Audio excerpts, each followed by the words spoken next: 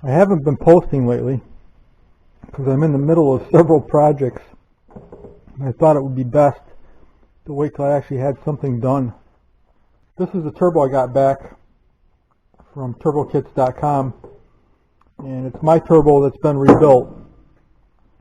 Unfortunately, when I got it back, the first thing I noticed was that there were gaps here between the swing valve and the turbine housing.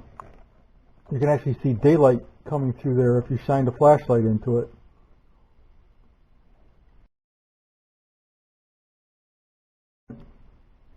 So then I started looking further. I took the 3-inch swing valve off so that I could machine the face of this to better fit the turbine housing. And that's when I discovered cracks. And as you can see, that there are cracks not only in the port for the swing valve,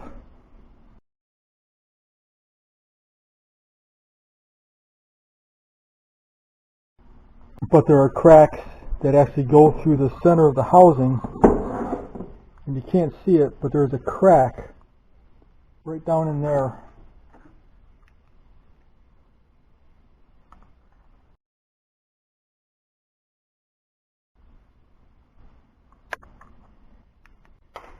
And that crack goes completely through the turbine housing. So at this point, I'm waiting to see what they're going to do about it all. But this turbine housing is junk. And I had 2 old turbos laying around, and I have found that they're both junk.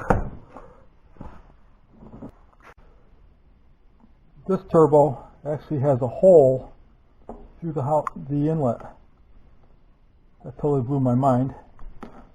And it also looks to possibly have a crack in that same center area as the other one.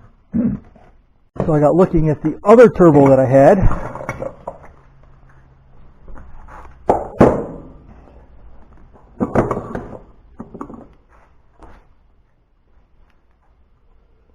And that's got the cracks around the swing valve. If you look, they go at 3 and 9 o'clock on the port. So fortunately, I went on turbododge.com, and a guy named James was good enough to pull some old turbos that he had apart and found a good one. Doesn't have any of the cracking around the swing valve, and then internally it doesn't have the cracking